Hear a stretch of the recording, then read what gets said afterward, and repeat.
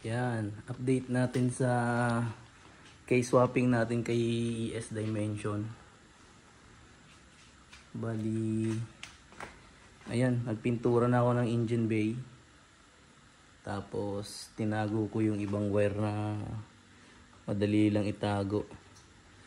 Gaya nung nandito sa taas, yung papunta dito sa brake reservoir. Dito yan dati, ito to. Dito yan dati, papunta doon. So lumabas siya dito, bumaba, tapos pumunta ron. Tapos may isa rin na papunta rin dito. So bali yung papunta rito, eto na. Inano ko pala, sinilo ko galing sa loob. Pumasok kasi doon galing sa loob. Ngayon pinalabas ko dito ko pinasok. Tapos pinalabas ko siya dito. Ayan. Ayan na yung wire niya. So, trinay kong itago. Hindi ko na naingatan yung pintura. Ay, tagot-tagot naman yan So, bali itong dalawang wire na to, yung mga galing sa loob, ay sa ilalim, tinago na natin para medyo malinis. Pag nalagay na itong wiper cowling, tago na rin yan. Kaya hindi ko na iningatan yung pintura niyan. Tapos, itong ABS module, wala, hindi ko na iningatan na mapintahan kasi papalitan ko din lang naman. Sunog-sunog na kasi to. Ayan, sunog na siya. Pati yung ano niya, yung socket, ayan, yung sa itsura ng socket. Kaso, wala siyang alarm dun sa cluster. Kaya,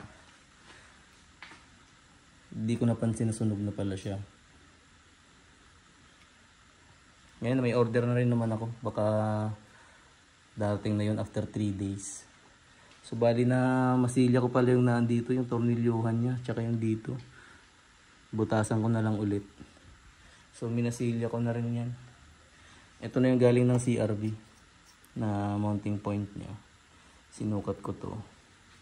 Tapos ito yung ano niya sa engine side. Ito yung sa transmission side. Tapos, ito na yung engine mount. Ayan. So, dyan na yan. Ayan, nalabalik ko na yung power steering. Tapos, power steering rack end. Tsaka yung rod. Nabalik ko na. Bukas magpipintura ako ng subframe. Subframe, lower control arm, knuckle. Yung sa 5 lugs na knuckle natin.